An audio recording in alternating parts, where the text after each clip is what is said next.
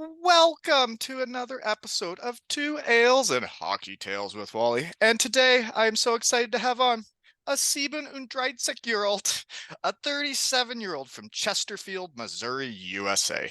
His hockey journey has taken him to the USA, Sweden, and he is a legend of Deutschland because he's laced up for 11 DL seasons and over 500 spiels or 500 games, including 46 playoff matches. Being a captain in Dusseldorf is alone, and the Wild Wings of Schwenningen wore the sea, but more importantly is a Deutsche Meister in Ingolstadt.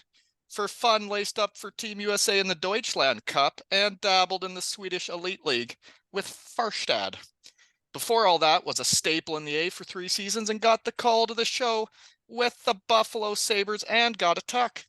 And before all that, even mucked it up against yours truly with his Michigan Wolverines and my Broncos. And Mom, right Dad. there. And those punks from Ann Arbor did win the CCHA title in 07-08. And most recently, he came in hot to save Dresden from relegation and is set to lace them up with them again next season. Welcome to the shed, Travis Turnbull. Thank you so much for having me. How you Yeah, doing today? not many Wolverines I have in the shed, that's for sure. Well, let's get a couple more in after me, I think. I always hated you guys. You guys always beat us when I was there. It sucked. Well, you guys, when I was there, you guys had Shahura and Lavecchio and Patrick Gallivan, and I mean, I think Western Michigan might have beat us a time or two. We did mix in a win or two, but I didn't win in Yost. I heard you guys play that song a lot after you score a goal. We do. That's a tough place to play, Yost Ice Arena. But It sure is. man, you got to say though, like the CCHA back then was always a war wherever we're going. Lawson was always a great environment to play in. What do they call the Lawson Lunatics? Yeah. And I have a There, dream. so So I've been named the U13 coach for next season, and we're defending all Ontario champions now with my red hat, as you can see. But my plan is to take my U13 boys from Kincardine, Canada, to Western Michigan to see the Broncos muck it up. I think they would remember that forever. they would absolutely. Actually, the reason why I wanted to go to Michigan was because my team, I think I was 12 or 13, we were playing in a tournament in Ann Arbor.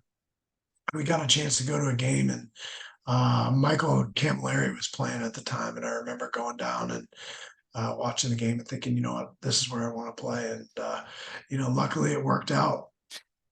What's cool about that story, it's a small world, is when I went to Western Michigan on my recruiting trip, I had just watched Camilleri play for Team Canada in the World Juniors, and he was a little bugger like myself, and I loved the way he played.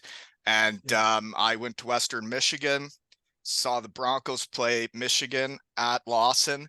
It was a sold out barn. They went like to overtime, lost by 1, and they were playing Camilleri. And I was like, so you're telling me I could go to a school and like play against University of Michigan and like Camilleri and like guys like that? And I'm like, I'm so in. Look at this barn. And like I always was the underdog. I loved going to the Broncos and being the underdog, you know? Yeah, no, totally. I mean, all those teams, are competitive. And hold on 1 second. My daughter, Bradley, I'm doing a podcast. Oh, this is as real as it gets in the shed. Yeah, so sorry about that. Oh, this is real life, folks. This is what happens Yeah, when this you is get real old in the life. game. Yeah, this is my life. Yeah. So, Oh, I hear you. I got to jam these in whenever I can. yeah, absolutely. So, yeah, I got 3 daughters. One's a baby, and then we have an 8-year-old and a 5-year-old. And yeah, she found me pretty quick. I actually didn't say I was coming into the office so that she wouldn't know to come to the office. Right. But you are a But hockey player and it's the middle of the day. So, like, it's the off season, eh? That's pretty fun. it's true. I'm just training and yeah, getting ready to go back to Dresden. So, I guess we'll move on. But, fun fact is we did muck it up at Western and Michigan before we move on. My senior year was your freshman year. Oh yeah, okay, that's right. Mm-hmm. Yeah, gosh, that was a Yeah, you while probably ago. don't remember me. I was just lumbering around the ice, having conditioning issues again. To be honest, man, I'm trying to think of It So was here's a memory. Lemecchia was there then, That's right? correct. So that was my pup. Those were my puppies. When I was a senior, my freshman class was him, Chris, Frank, and the boys, and Gally, Chris and Frank. we tried to raise them right. But so my memory of that season, and you must have been in this game, the Chris Frank hit in the corner Yeah. in Yeah. Yost. Was that again? Was that Jason Bailey? Did he hit Jason Bailey? I honestly, I never wanted to know who the guy was because I felt bad for him because that was the biggest body check I've ever seen in my life. And that guy was a beast. He crushed some people, that's for sure.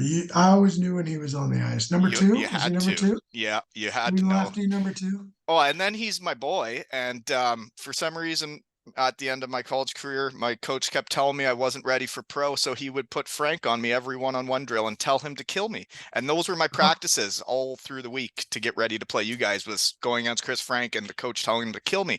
So that was fun. But then I don't see Frankie again until I get to the UK, and he's playing for Glasgow. And man, even if you're his friend on the ice, you are not his friend on the ice. Exactly. Well, that's how you got to be. That When is you how play you that got. style. Yeah. He tried to make me his bitch, so I tried to crush his testicle because I knew he didn't wear a jock. He Then he got a calmed lot. down. He didn't punch me. I did it. I hiked right up there, and he didn't punch me. It was my test to see if he actually still loved me. But I get into how we know each other. We'll move on. So we did muck it up against each other. But Yeah, anyways, it's a small world. it is. And Vex was the freshman that the coaches put as my road roommate to try and teach me how to be like a professional. And he was the freshman. So I learned lots from Vex, and he was just a puppy. And man, like, he knew food, he knew what to eat, how much to eat, and man, he judged me all the time. Give more, be more. I got my Vex stuff on right now. And I got to give more, And be more sweater too. So does my yeah, son. oh, I love Fun it. fact, Yeah, he's the one of the people that inspired this. He had me on the hockey think tank. I think you went on it too. And yeah, I've been on it as well. getting to relive my hockey life and be the guy I used to be now that I'm in the real world, I was like, whoa, that was really fun. And I missed that guy. And then I thought of doing this, you know? Yeah, it's awesome, man. I love it. But yeah, back to Vex. Totally, I've learned a lot from him and still learning from him. Actually, today he just told me, he's like, you should, we were talking about supplements and vitamins and everything, because I've never been a guy that's really like taken a whole lot of vitamins or creatine or protein or any of that stuff. I've kind of just, Yeah. All tried to eat natural like myself. right. Yeah. And, now that I'm, like you said, 37 Jahre alt, it's probably more important to be taking, some little things to help. So he's always on it. He's one of my best friends in the world, and he's an incredible guy. And I saw he's going to be a dad. Way to go, Vex. I Scored know. another goal. I'm so pumped up for him and his wife. So Yeah. it'll be awesome. Yeah, They'll for be great sure. parents. And like, it is interesting looking back on your career when you've been out of the game for 9 seasons and you're standing in the shed, a fat old broken mess. Um, I wish I would have met Vex earlier in my career. I wish he would have been in the same class as me, because the people you're around and the people that take it seriously on and off the ice all the time and want to get better and want to win games all the time, and they know it's all the time this game is. I could have used him with me for those 4 years. Yeah, 100%. Yeah. I mean, like you said, your circle is, who you end up becoming most alike. And, I'm lucky to have had him in my corner for basically my whole life. Yeah. And were you not his first pro client as like a worker outer guy? Yes, I was, and still am. We're going, I think this will be 16 years straight or something, or 15 or 16 years straight with him. So, And he's built quite an empire now. He's training guys all over the world. oh, he's the best. I mean, he really, is just like in hockey, you try to get better, you practice, after practice, you shoot pucks, whatever. He's constantly trying to evolve and get better. And I truly believe he is, if not the best hockey specific trainer in the world, definitely one of the top ones for sure. And yeah, he has that going on. And way to go, Vex, you know? Inspirational Yeah. dude, you could say. Anyways, other ways we know each other. Let's see here. Straubing, you played with Moose. The Oh yeah. Yeah, the Well, you didn't play Moose. with him. I guess he was your equipment guy. He's the equipment guy. Yeah, yeah, So yeah, he's a shed guy. He's been on a bunch of times. And when he came on and I mentioned you were coming, he said, Your old man is a legend in St. Louis sports. And then the research team got hot. Your old man was a second overall pick to the show. yeah. That's right. Second overall pick, six. I think it says he's 6'2", but he's definitely 6'3". Big man. His hands are about the size of my head. Scored 30 goals a season for first bunch, and also put up like 300 penalty minutes. So Mm, pretty good. Played it tough, played it right.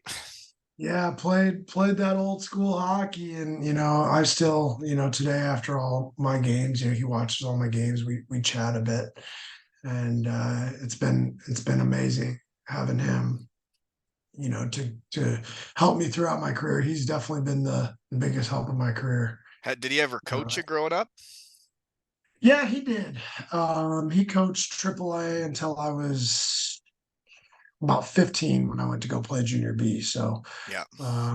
yeah, I mean, he's always been involved and always been there for Well, me to those talk. must be great memories for him too, because man, coaching my kids, I've coached my son 2 years now and my daughter 1 year, and man, it's best memories I got in the game.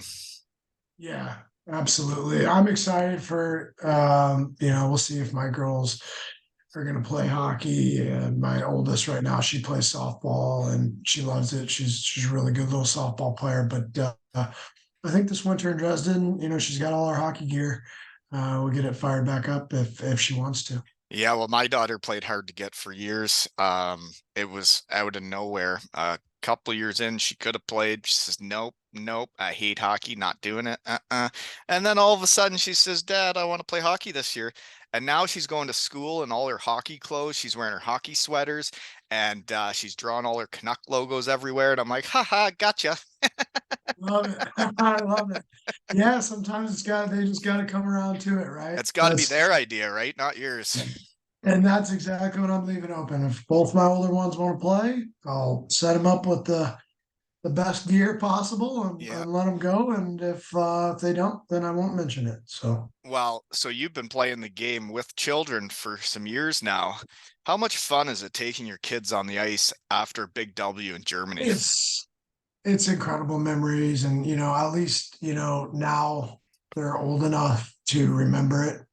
I think today with social media and stuff, it helps because they can see the videos and the pictures Yeah, and stuff like that, because people, they take pictures and they post it on social media for you. So yeah, because in the moment you're just living in the moment. So it's kind of cool to have those and look back on them and kind of help their memory of it. But they love it. I mean, there's been times where we didn't win games that they were at because they didn't get to go on the ice after. So yeah. it's a special thing, and it's just special being able to have them at our games and kind of look up in the stands and warm ups and see them there smiling.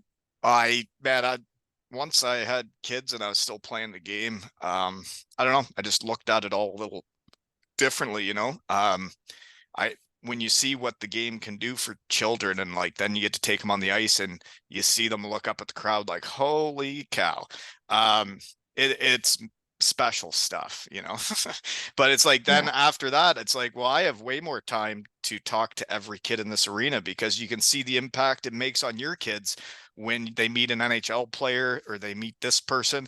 And then like, my kid wears number 14 usually because of Tom Kuhnhackl from Landshut, Germany, because he was kind enough to meet us after a Penguins game and bring up a signed hat. And it's like, that's all it's got to do to change a kid's world. 100% it is. That's my dad always told me when I was, young, because people would always, I mean, they still come up to him and ask for autographs. And in St. Louis, and he'd always say, always take the time to talk to the kids and sign the autographs, because you never know the difference it'll make. And then the other point he said was, just because you're good at something, if you ever get good enough, to be the best at whatever you're doing, it doesn't make you better than anybody else, especially in sports. It's just a game. So Yeah. make sure you take the time. And I remember it like I was maybe 7 or 8 when he told me that, and it really stuck with me. Obviously, I remember it to this day. So Yeah. thanks, Dad. Yeah. Appreciate it. No, and those are the little life lessons that kids need to hear when they're coming up, right? Yeah. Anyways, small world stuff here. I just think it's neat. I'm from Elmira, Ontario, Canada. I grew up watching the Sugar Kings when I'm about grade 8, 9-ish or 7, 8.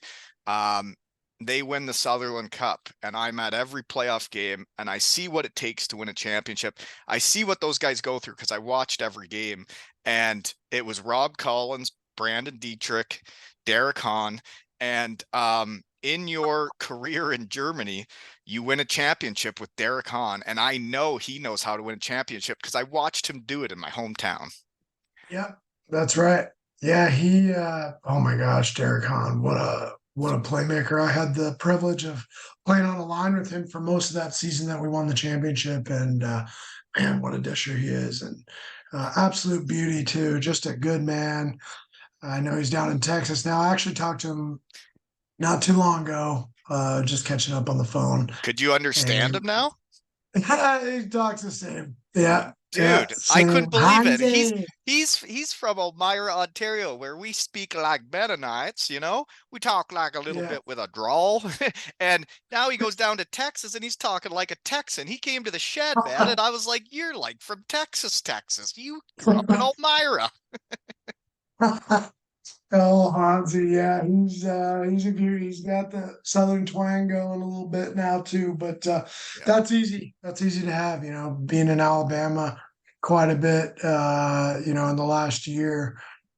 Uh, it really starts, when you're around people speaking with that tone all the time, it just kind of grows on you. So I guess. I get it, Hansi. I got you, man. Thanks for all the biscuits. Yeah, and Uh, he's a shed guy. He came on. And fun fact is the only I got to know him better because he was older than me in Elmira, but a buddy from Elmira came over to visit him in Frankfurt, and I had the weekend off, so we went up there to you know, watch him play and have fun. yeah, I'm sure you guys had a couple pints and had a good time there.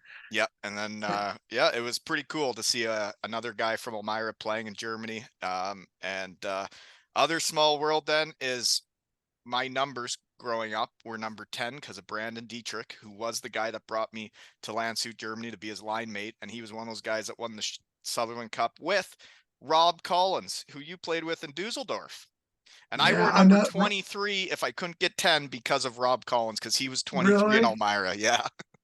That's wild. Yeah, Rob Collins, another really good, just pure disher that I played with there in Dusseldorf for a couple of years. And yeah, I mean, geez, thanks for the biscuits too, Rob. I mean, he gave me quite a few through the seam on the power play Well, for for me as some a for young buck watching those kids growing up in a playoff run where you got to win like 5 series or whatever it is and see what they yeah. went through, and watching Rob Collins run a power play and Brandon Dietrich, and then I got to do it years later. We won the Southern Cup, just like, my heroes growing up. That's pretty cool, man. That Yeah, is. and then That's you awesome played with stuff. all those boys, and Collins, he was a bit of a legend in Dusseldorf, wasn't he? He still is. He's definitely I don't know if he's on the cult players on elite prospects or whatever, but Should in be. my opinion, he should be. I mean, what he was doing I think he was 38 the last year I played with him, and he was still one of the top players in the league, at least skill wise and vision wise. It's funny because people always think, once you get to a certain age, oh, you're too old, whatever. But things are changing so much with the way people train and they eat and just like studying the game. And you have everything, every resource you could really ever need now to become a better player. And like, if you look at people like Tom Brady or even like Chara, what did he play to 42 Yeah. or something like that? You have the resources around you to play longer and you just got to keep getting smarter. And he was definitely a very smart player. He definitely was. And when I would skate with him in the summers, when I was living in Elmira, we'd go together, and he's would just be such a normal dude. And then you get out on the ice with him, and you're like, I think you're the most talented player I've ever been on the ice with. Yeah, nasty, nasty disher for But sure. speaking of like the guys that knew how to take care of themselves, and like it started happening like literally when you and Vex and those guys came up was when really training really started changing. Like when I got to Western Michigan, guys didn't like working out. And they didn't like working Yeah, out when we left. But the new wave, I think it's taught differently. It's not punishment, it's getting ready for a season, and you go there and hang out with the boys and work out together instead of getting punished and like trying to break you and then you don't like it. yeah, yeah. No, totally. I think when I look back, at my career, the years, well, Nicholas Sundblad, he's the head coach in Dresden now, and he was our head coach in Ingolstadt, and he was my head coach. A lot of my best years were years that, I was playing for him, and he's big on working out. And people always think like, oh, it's so hard. Like it's so crazy hard. Like it's really not that hard. You work out for a bit, you're all together, like you said. The more you're together, the better your team's gonna be. Yeah. Oh And yeah. All the time. you know, and if you're in better shape, you're gonna feel better, you're gonna play better anyway. So Mm. I'm for it. I'm not scared of working hard, never have been. And Well, and the guys that I played with that took care of themselves lasted the longest. And like I still see all my buddies that are still playing. They were the guys that did this stuff before and after practice, that were taking care of themselves. They're all still playing, and they're all still as good as they ever were. yeah, 100%. Yeah. Sometimes it goes from that like where your body's in peak, form, and then all of a sudden your mind starts kind of catching up, and then it's like your mind, you keep getting smarter and smarter towards the end. I mean, you can really just kind of keep that level pace for a while, even myself, I'm not as fast, but I have been taking care of myself, and obviously training with guys like Vex and stuff. My body, there's a video on YouTube we made about my comeback. I'm not sure if you saw it, but I say in that video, I'm being a little bit facetious, but that I feel like I'm 25, but I really kind of do, No, and like I you know. totally understand it all, the mental side of it and the physical side is my body gave up, my knee gave up when I was 32, but I was still learning the game. I was still getting smarter. I was still Yep. learning where to be on the ice. And then by the end, I was playing on one leg, but I was still getting the job done because I knew where to go, and I knew where the goals were, and I knew how better read the play. And when I was younger and faster, I'd just be giving her tits instead of It's thinking the game. buzzing. Absolutely. And that's such a good way to put it, because you're like, I'm way smarter than I was, a year ago or 2 years ago, with the game, because when you're around the game all the time, you just continually, get smarter and smarter. And yeah, you find those areas. And even for me now, like if I go watch a game, my best friend is Brandon Naranjo. He's the head coach of the University of Michigan. I watch a lot of University of Michigan games now, and Your the way I best see friend is now, the head coach of the University of Michigan? that's right. Yeah, Brandon Arado. Really? Yes, That's a pretty and cool job to have. that's pretty cool. His hockey IQ is top notch, and it was even when we were in college. Like it was his hockey IQ in college was better than most of our first rounders hockey IQ. But he was always funny. He just said, "Hey, I can't skate, but I know the game. Get me the puck." And But that we would those laugh about. guys exist all the time, man. And Yeah, like there are a lot of specimens out there that can't think the game. They got all the tools, man. 100. You're 100% right, and I'm seeing a lot of that now too. But to get back to it, watching those games, like I understand the game at such a deep level now that I feel as if I have to go into hockey, when I'm done playing, so that I can help people. I mean, I'm still helping all the younger guys on my team. There's so many little things of the game, right? Like, and the game's always changing. Like when I got to Dresden, I saw a couple of the younger guys, just simple little things, right? Like, hey, you don't have to go 100 miles an hour, like you said. everywhere. Slow down in these areas, speed up in these areas, and like one little thing, like tiny little things, like hey, move your feet before you get the puck on the wall, right? Oh yeah. Like you're absolutely electric skater, but they could get away with it because they're so fast. Being young, some of these young guys, and what a difference it made. All of a sudden, they started moving their feet before they got the puck, and then they're beating the D wide and cutting in the net. It's like these tiny little things.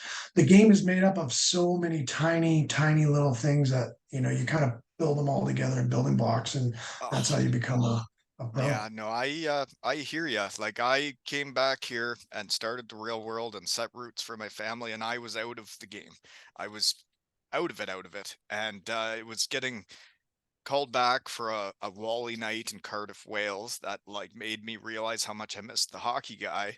And then going on a couple podcasts and reliving it. And then I was like, I'm a hockey guy. Like, why am I trying to pretend Yeah, I'm something else? It's like that's who I've been my whole life. And like now that I can do exactly. both, I'm so much happier. But like coaching a U13 group of kids I had never been with. I'd never coached them coming up. My son's a year younger than them.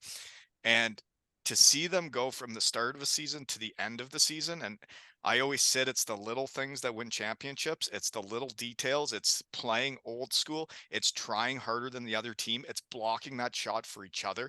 And then you see these kids do it, and you're like, oh my God, this is like the most rewarding thing I've ever done. Absolutely. Well, I'm happy to have you back in the game, man. Listen to you. And you I'm said it. happy to be back in the game. And I get to pick all these smart hockey shed guys' brains, and then I get smarter at hockey. I actually do remember playing against you. We did knock it up. Well, I scored 25 goals that year. I hope you remember me. Yeah, man, you were a player. Oh, I remember you. I was one of I those really guys did. that was really good in college and then fizzled out when I got to the AHL. Just really had a tough go out there. Hey, well, there's a lot of things that go into that, man. And Oh man, there was a lot that went into it. It's a long story that I'm not going to get into. I yeah, didn't play well, well when I got there, and you use Bauer sticks your whole life, and then you go to the AHL, and they're like, "Here's your shot. We want to sign you July 1st. We want first crack at it. Come play for us the end of your senior year."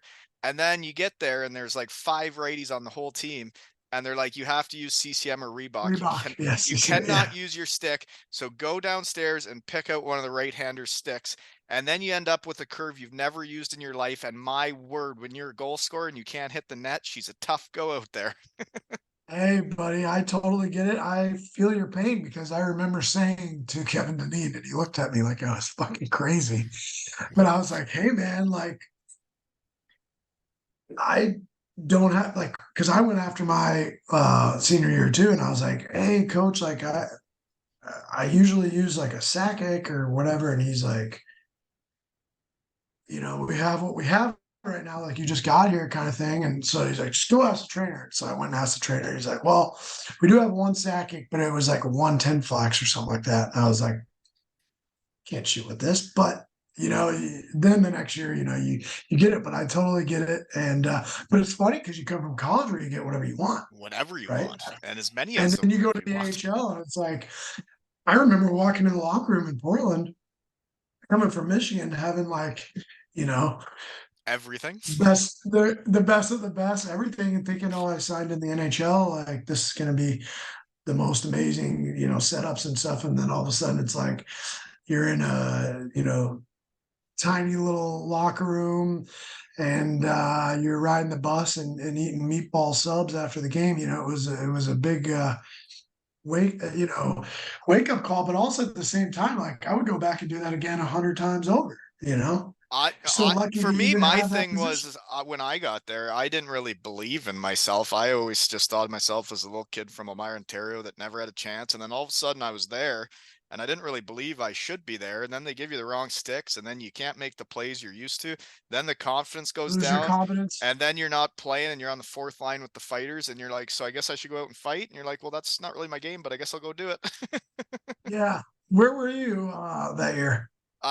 When I left Western, I went to Syracuse and played, and then Syracuse, yeah, yeah, yeah. Columbus said they wanted first crack at signing me July 1st, and they'd guaranteed me an AHL deal to come. And then I did not play well, and they got stuck with me on an AHL deal and sent me straight to the coast. Oh, Yeah, she was a tough start to the old pro career there, but the Daytona Beach Bombers did go to the finals with a ragtag bunch. well, that must have been pretty fun playing at Daytona Beach. Ohio, Dayton. Yeah, I know. We got to play I at the know. Nutter Center. It was quite the time. We went to the finals and guys couldn't get I am sticks because we not were going Florida. bankrupt. Oh man, that's wild.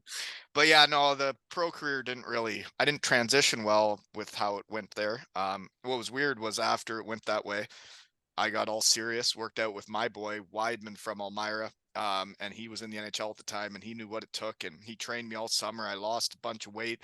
I was ready to go, did well at fitness camp at the main camp, but they had already penciled me in at the coast. So, it Yeah. was what it was and it went the way it did. And then I headed to Germany pretty quick, but you got a whole different path. But we got to stick with small world stuff. You go to Portland, played with the Sutherland Cup champion with yours truly in Elmira, Ontario, from Elmira, Ontario, Kyle Rank. All right. He was my roommate. He was a Was he? beauty. Yeah. Yeah. Actually, funny story. Um, so he always called it the National League. And when I got called up to Buffalo, I didn't even know he was coming to the game. My very first game, he drove down to watch the game To watch you play. and but didn't tell me and was standing behind the bench and he had two beers in his hands and he goes, Journey, you're in the fucking National League, brother. And I turned around, I'm like, oh shit, that's Ranker. And then he came down the locker room after That's the awesome. game. Yeah, and he was like, it was pretty cool, man. He's a good dude. I need to give him a shout. I haven't talked to him in a while. But yeah, him and a guy named Matt Generous were my roommates that first year, and That's yeah, pretty he's a good small dude. world, eh? So we grew up Yeah, together at Elmira, and the weird thing for him was he was an incredible golfer and he got a golf scholarship and left. And we yeah, played a golf scholarship, and it was a small town. He decides to come home and play for the Sugar Thangs and try and win it all with us. He comes back, ends up being our shutdown forward on Nathan Horton. We win the Sutherland Cup. He ends up getting a hockey scholarship and becoming the captain of St. Lawrence and playing yep. golf. Wild. It's crazy, and you know what? He was pretty tough too, man. He fought some real tough guys because he was on the fourth line with me that year too, and you know how it was. You were at Oh yeah, Syracuse. you had to Every do fourth it. line Yeah, back then was just. I mean, Bridgeport mutants. had Bridgeport had Gillies, Recklich, and Pascal Morency, and on their fourth line, and so that was lovely It's playing like against when those guys. Syracuse had Brent Walton and Mike Scroy on the fourth line. That's right. That's right. But uh, yeah, that was a tough conference, man. Like Westcarth was in Manchester, and oh my gosh, that's a tough conference to go into. well, for me with Ranker though, it's like that guy was going down the path to be a golfer, turns around, and then he ends up playing more AHL games than any of us from Elmira on that team. And he was our third, fourth liner. And then he found that role in hockey. And man, I thought he was better than he was under the radar his whole life from small town Elmira. And um, I thought he was a really good player and he had to give it up for whatever family reasons, but he's from a great family. And now his brother, Garrett, is running amok. He's refing the NHL playoffs right now. No way. I didn't know that. That's cool. That's really cool. Yeah. Yeah, like you said, man, Ranker was he just found a role, he's a good PKer, Yeah. block shots. He found a way to be in the lineup every night and he's a valuable asset for us. Now next, yeah, other guy you played with from my Western Michigan Broncos, my centerman when we ran amok, Chewy, Paul Shahura. Chewy, Chewy. Chew balls, scaredy Love to, pants, scared of the shed. That's why he was called yeah. Scaredy Pants when he came in freshman year because he was scared on the ice and he's scared in the shed. Scaredy Pants. Chewy, I saw Chewy last summer. He came down to Gulf Shores and we got together for a quick lunch. Yeah, I've known Chewy and kept in contact with him for years. He's something else. Yeah, and he got games with Buffalo the same year you did, eh?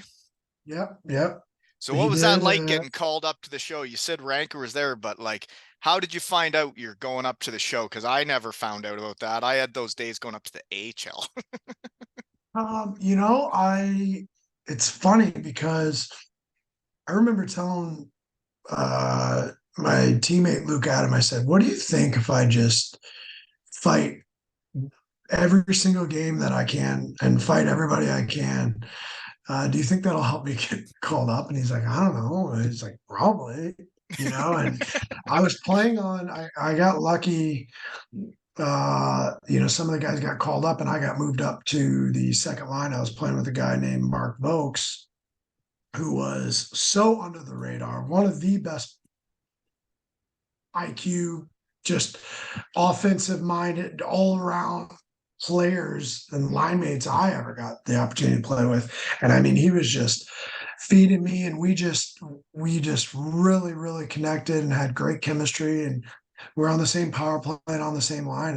I started, scoring. I don't know what So my you were points were, scoring but and fighting.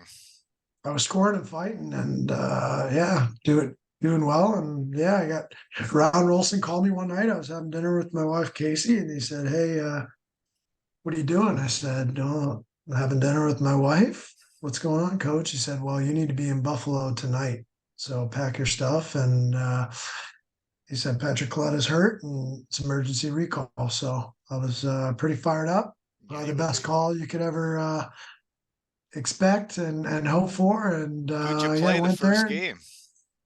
First game we played Montreal Canadiens, which was pretty cool because not only was that one of my dad's former teams, but I got to play two of my good buddies from college, Max Pacioretty and Aaron Palujai.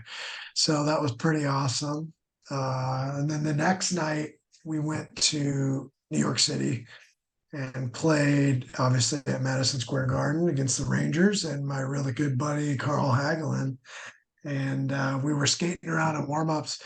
And it's like, I don't know if you've ever been to Madison Square Garden Sure and haven't. been to a Rangers game, but it's like you're in a club there. Like it's crazy. There's celebrities sitting in the stands that you can see, and they keep showing them on the big screen. And then there's like techno music that's bumping so loud that you feel like you're in like a club in warmups. And we were skating around, and we kept looking at each other, and we're like, "Oh, this is so wild, man!" Like Yeah. we're playing against each other in the NHL, and you know, we had so many days where we talked about that. And small story about me and Carl and a guy named Louis Caparuso.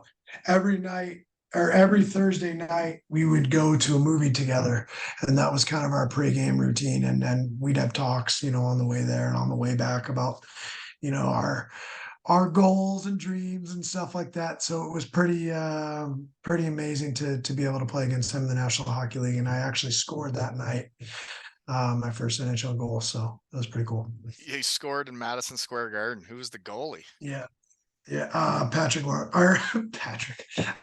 Henrik Lundqvist was a goalie. Yeah, no big deal. So yeah, I mean, if you've ever heard of him, I think he won the Vezina that year. But Right. Yeah. What was a greasy goal or what? yeah, it was a Gracie goal. It actually, I feel like God scored the goal for me because I heard boys in the background, like behind me, yelling something, but I couldn't tell exactly what he's yelling. So I beat my guy in on the forecheck. I think it was Stu Bickle. And I heard Boy's voice. So I kind of just blindly threw it.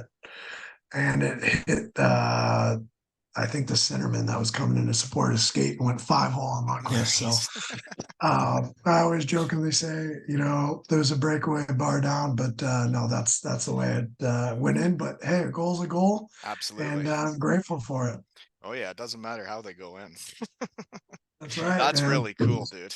Um, Yeah. so um, because I've been through it, I see you play 3 games in the NHL. Your AHL season is fantastic. That was your first year with the Buffalo organization, but it's 2012-13. I know what happened that year. It's the Yeah. lockout. Yes, sir. So Yeah. that's how So you end that up not chasing the North American dream anymore, and you end up in Germany the rest of the time is because of one lockout. absolutely, and fortunately and unfortunately, I gave all my best years in Germany, pretty much. I was Yeah. just really coming into my own that year that I got called up to Buffalo. And then the lockout came, and Buffalo told me that they, wanted to keep me, but I was the only I believe I was the only unrestricted forward free agent in the system, and they had to send guys down like Foligno and I believe Cody Hodgson and all, basically All they the didn't guys have. on the entry level deals that can go down, they want them playing hockey, so they're all going down, and then all of a sudden the AHL roster's full. Yeah, so they told me to wait.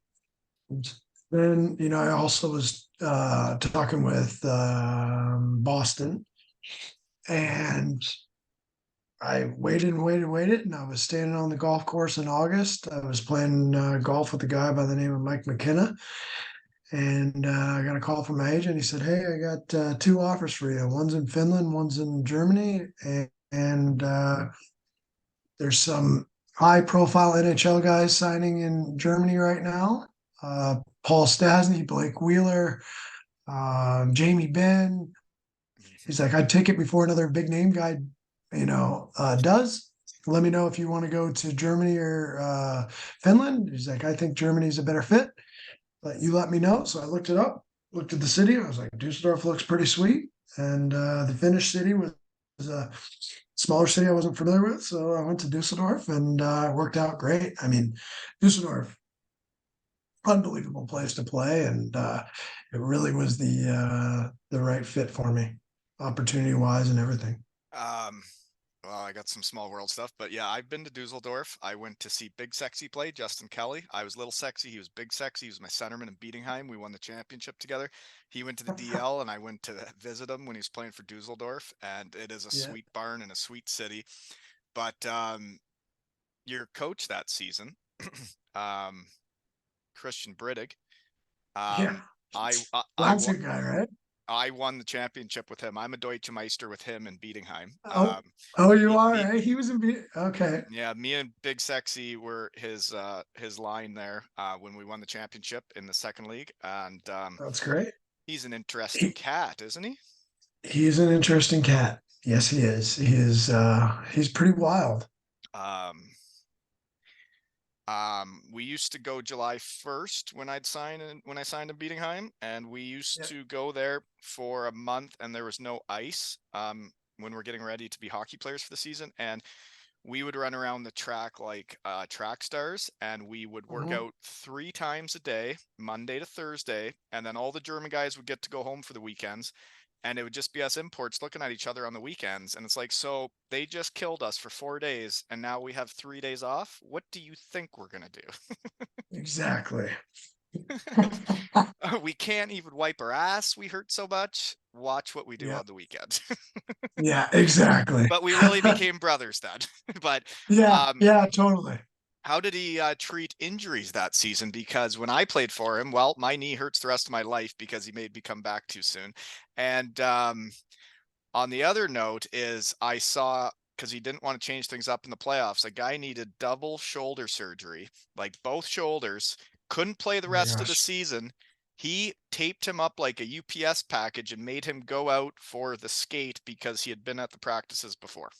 He didn't even have Oh, arms if he was going to fall. oh my gosh, man. I mean, it doesn't surprise me. He did some pretty wild things when I was there. And it was my first taste of Europe. So I Right. was thinking like, and just coming from like, basically finishing the season with the Sabres, and then you get there. Actually, this is hilarious. So my bag didn't come with me, my hockey bag, and I get there after flying all night, and I don't have any of my gear. You're still a hockey player. And You need a nap, eh? yeah, I have a newborn baby. That's why I'm yawning. I understand. She is up all night right now. But so I get there, and he goes, "You're going on the ice, right?" I said, "Well, my gear didn't come up." can't go on the ice. And he's like, well, we have gear. It's like, well, I could use regular gear, but like not somebody else's skates. Like my skates aren't here. Like, what do you want me to do? Literal 2 hour practice with somebody else's skates. I couldn't believe it. I called my dad after. I'm like, Dad, like, this is not what I expected. No. He's like, don't worry about it. Just, give it a chance, whatever. And I was like, did I make a mistake? Like coming over here? But then, and he tried to fire me 2 weeks into the season, actually. Um, Where is I my charger?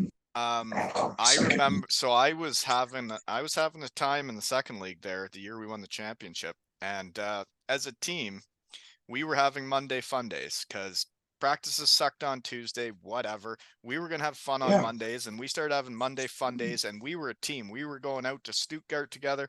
Every week, someone else would plan the day, and we were having as much fun as a hockey team could have. Yeah. Well, Well, one that's night, why you won. yeah, and one night got a little later on a Monday, and we showed up and we did the workout, we did the practice, and he calls me in before the workout because one of the players had told him that the guys were having fun. He calls me into his office and he's like, "If you show up to practice like this one more time, you're fired." And I was like, "I'm first in the league in scoring, and we had fun on Monday, and the whole team was there. So what? Yeah, I know exactly. Like, what You're do gonna you like? center me out when we were all there together?" And it's like, you want to fire me? Okay. I know, man. He threatened to fire me because I didn't play the way he wanted me to play. And I didn't even know how he wanted me to play. It was crazy. He called me up. I fire you. I was like, what? And I was lighting it up too. Right.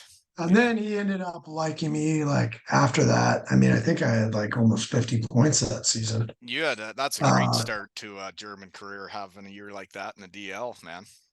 yeah, but man, it was a wild start, with him. And we didn't really have a whole lot of depth on our team. My line mates were unbelievable. Kelly Ritterwall and Justin Boostrom, and I played junior with Boostrom. We're real good buddies, and Callie became a real good buddy of ours as well. But it's tough when you're not on a deep team where you're playing top teams all the time and Well, and then they possession. can put So their top players out there against you every shift, and like they don't yeah, have to think about much else other than we got to stop these guys. I've been on those teams, and it sucks. yeah, it was tough. But I gotta say, it was we got the opportunity and I played as hard as I could for that team. But yeah, he was a little bit different, more Well, unconventional than I it was guess. cool. You could say he was unconventional. One of my stories is right before he got fired in Bietigheim when things weren't going well, and I would say he was grasping at straws because we didn't have the budget, we didn't have the players he used to have, where we could win with any coach. He was telling us to shoot it from the red line, and that was always a threat, and that if we had like a 3-on-1, or 3-on-2. If we didn't shoot it from the red line, we were not In the following stream. orders. Oh my gosh, man. That's hilarious. I Anyways, haven't heard his name in a not long. yeah, I haven't well, heard his name in a I long time. haven't either, and I tried not to talk about too much because we did win a championship together. Yeah. But I also came back from a partially torn PCL too soon because he told the team that I'd be back in the lineup the first game of regular season if I wasn't a pussy. So I was like, okay, I'll play tonight. So then I played the first 4 games of the regular season, and then I totally tore it and missed the whole year. So way to go, bud. Oh my Um, God. Anywho, Andrew Hoffman was on your team that year, and I know he had his issues with the coach that season, and he ended up. No, he wasn't. He wasn't on my team, so I don't know about that. But I did see he got booted or something early, right? I thought he was on that team because he was the coach No, when he that went was the there. next year. That was the next year. Oh, he got to coach them for 2 years? Yeah. Oh, well, he ended up going to Cardiff and becoming a legend there. So thank you for treating him that way so he'd come to Cardiff and win with me. Yeah. Oh, gosh. Anyways, Dusseldorf, I got down a What a rabbit hole town, there. though. Yeah, what a Love it. city, eh? Love, Yeah, I had a love great it. time Love there. it. Yeah, Yeah. The fans, the city, everything top notch. Should always be one of the top places to play in Europe for sure. I totally agree. And so you went, actually, I wanted to talk about your old man's career a bit because research team's getting hot and doing math here. So he was at the tail end of his NHL career, but when you're a young buck, he plays one more year in St. Louis for the Blues when you're like a baby. Then he goes to Asiago, Alleghi, and Bolzano, Italy, and Yeah. to the German third league in Dorsten. So you would have been going all those So he places as a kid? so he never played in the German third league. I should probably message elite prospects and tell them that because that's not true. I It's don't not know good who for the played. resume getting the overleague on there. Yeah, I don't know why. I don't know why it says that. It's weird. But at least it has him like 100 points or something. Right. But he did play in three towns in Italy, and I was there. That's actually where I started playing hockey, where I started skating and playing. I believe that was in Bolzano. So um, yeah, I mean, he loved Italy, and he actually wishes he would have kept playing a little bit longer because he said it was just such a great place to live and play. So Yeah, Italian food and wine's a pretty good deal. yeah, Hmm. yeah, and those towns are pretty cool too. So then when he retires, you guys head back to St. Louis, and that's where you're born and raised then. Yep. So pretty much, I mean, I was born while he was playing for the Jets, but we always had our place in St. Louis. Born in the summer, birthday's in July, and then got traded back to St. Louis for 1 year, and then headed to Europe. At our home base was always St. Louis, and then when I was about 6 years old, he built a hockey rink. It's a roller hockey facility called Midwest Sport Hockey, and he's still running that today. Oh, that's cool. Roller hockey's great. I always played growing up. Love it, man. Hmm. Paul Shahura, big roller guy. Well, yeah, that's because we're Narch champions together. Are you? Yeah, Man, we were at Western Michigan. We put together a squad of like half Western Michigan guys and then half guys that they grew up playing roller with, and we went down cold to shots or whatever. yeah, we went down to Fort Myers and won her all. Did you really? Oh That's yeah, sweet, man. stayed at the Uh, Lonnie Kai, ran amok. oh man, what? How fun are those tournaments? There, Oh man, in the does it get any better? summertime, it doesn't really. You get to be on a team, try and win a trophy, and you're on like beaches and like everybody's relaxed at a roller rink. It's awesome, man. And to be honest with you, I wish I would have played a lot more roller hockey than I did. I'm big into it now. I played, pro roller in the summers, and I really think it's good for my game. I mean, Oh, for sure. people always just say, "Oh, roller, it can be, you know, bad for your skating." Whatever. I don't think so at all. I think it's good for situations. You're Absolutely. playing 4-on-4. You're not getting hit, so you can try other things. Like it's good for your hands. It's good for your vision. I think guys should play a lot more roller. I really do. I thought what it taught me was seeing the ice more and like how to create 2-on-1s. So it's like you're playing 4-on-4, but you're always trying to create a 2-on-1 all over the ice. And then you can take that into ice. And it's like when I got into roller, when I look back on it, was I was playing spring AAA and it got into contact and some kids were way bigger than me and I was a little guy and you couldn't try the things you were used to trying on the ice. You couldn't make the plays you were used to making. And then I got into roller in the summers for the next few years and it made me way better at ice.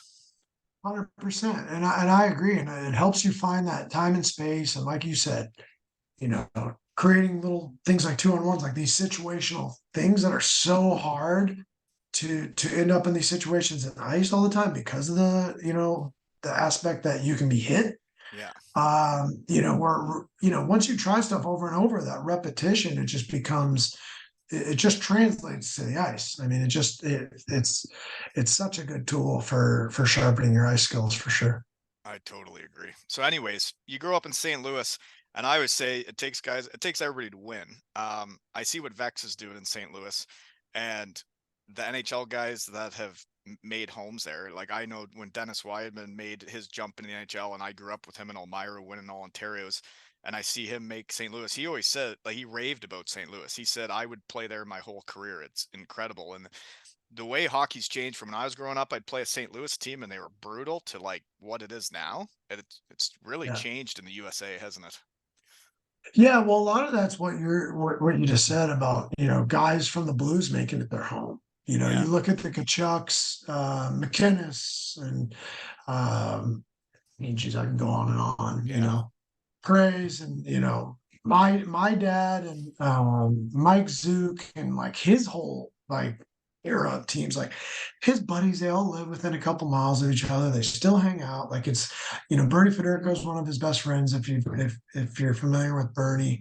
And they're hanging out all the time. And And they're raising the when puppies they right there, right? yeah, that's right. Just they've all kind of been involved in giving back to the youth sports. And now I mean, Jamal Mayers is there, and there's just there I mean, Bronco. yeah, I could go on and on and on about the guys who live there, and the alumni. I skate with the alumni in the summers, and you should see their facilities. It is unbelievable.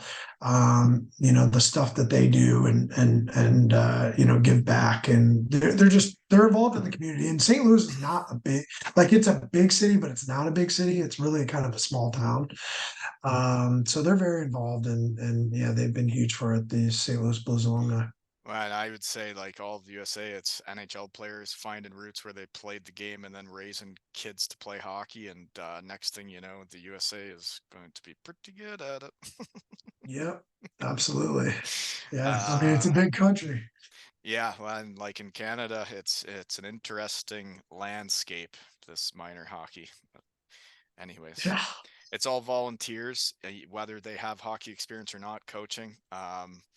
I've seen some teams maybe that the kids don't have that great of an experience in minor hockey, and then you see teams that they do, and it's like, man, if we could get like legit coaches coaching kids, it's going to help them become hockey people.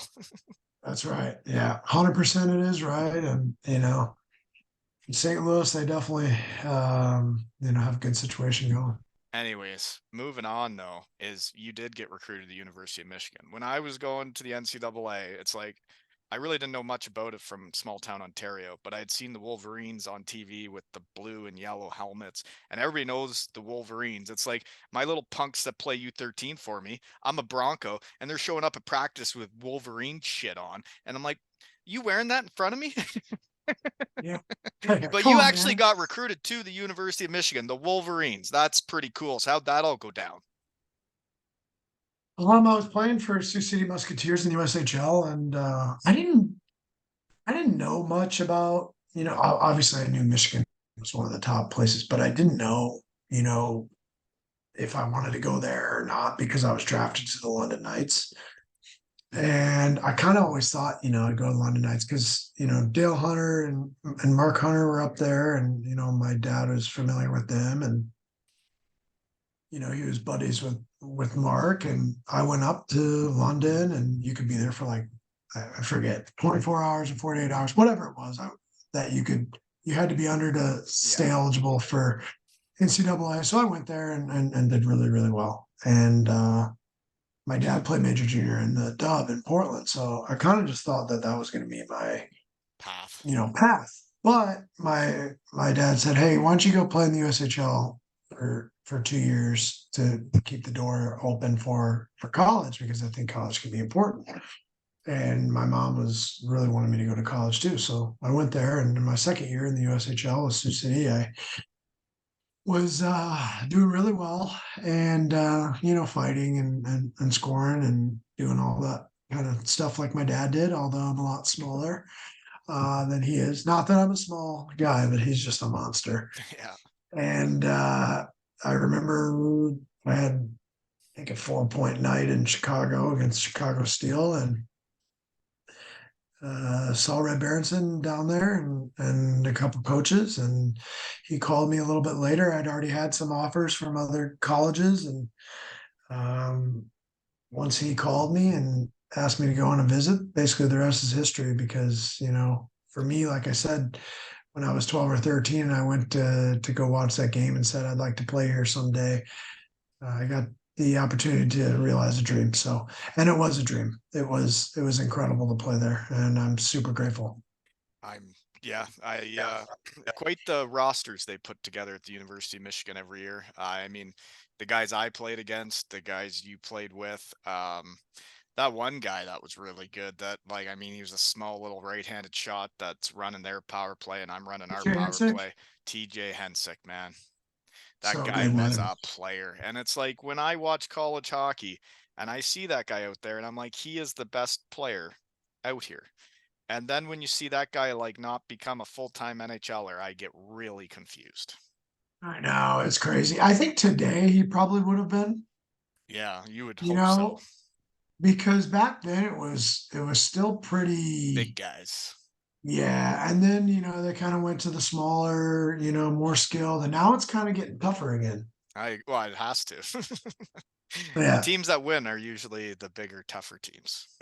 Yeah, they gotta, team toughness is so important. And I was talking to my coach about that yesterday. He was asking me about some players, and it's great to have skill. You got to have skill, but if you look back at when we were growing up, the best teams in the NHL, the Red Wings and the Colorado Avalanche, and the wars that they went into, and the players that they had were not only good but also tough. But then you also have like Zetterberg and Datsuk. They were the hardest workers on the team. If you watch them back check and track pucks and the things that they did to have their team be able to win the championship, it's actually insane. Like Well, and you you need don't your best players to play the right way, or you don't win. exactly.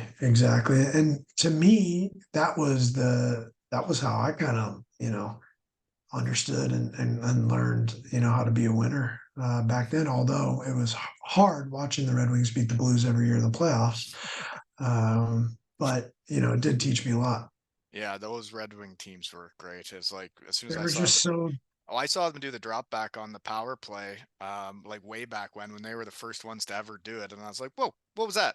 I'm like, so you're yeah, telling me you throw it back and then the guys are standing still and you can just skate through them because they're standing still and they got no gap. And then I yeah, started doing it in the second league in Germany. The coach yeah, gave me the board and said, here, tell them what the power play is. I'm like, okay, you're telling me I get to decide? We're doing the drop back. yeah, yeah. Oh And yeah, you're dropping it yeah, back to me. yeah. And I'm carrying the puck. Yeah. And it was so much fun every time. Oh yeah, man, it's such a like it's really hard to defend. It The is. only the thing is like if you can deter the drop, then it kind of makes guys panic sometimes. Like if you're close to picking it off. Well, I always found as the trailing guy, if that D man, because they always think they're the better option and they just skate it. And then you're like, man, I'm way back here. And you decide to go with it. Come on, I drop it. know. Like, come on, man. I know. Yeah, uh, totally. I'm more of anyways, a stretch guy, but whatever. I can. I was not the stretch guy. I hated being the stretch guy. Let me have it. Yeah. I'm 1T spot, so I don't like to end up too far down in the corners because then it's hard to get back up to my spot. Yeah, I hear you. Um, so anyways, University of Michigan, you did win the CCHA, so that would have been a time, eh? Yeah. Oh yeah, we had Winning's we had fun. some times. Yeah, we had some good teams. Like you said, the players that we had there. My junior year, I can't believe we didn't win it all, honestly. We lost to Notre Dame in the Frozen Four in overtime, and man, I think that was our year. But it wasn't obviously, but we had some teams that definitely could have won. Nah, those are the Um, ones that it really doesn't sit right when you know you had everything you needed it and you just didn't pull it off. But you get into those tournament formats, it ain't like playing a series, right? no, exactly. One game, right? Yeah. Yeah, it is what it is. But Anything can happen in one game. yeah. So after Michigan, then you sign an actual NHL deal when you leave your senior year. Are you signing a 2-year deal then, or is it Yeah, I signed 2 years with Buffalo. with Buffalo? And then Yeah. the second year in the AHL, you only played 20 games. You get hurt. Yeah, I dislocated fracture and tore my shoulder, so I missed 60 something games straight. So That's a long that was stretch, and being rough. hurt sucks, eh? Yeah, basically it was a whole year was a wash, and what actually sucked is so I got to training camp the next year and they like sent me down immediately, no preseason games or anything. And I was like, oh crap, and Yeah.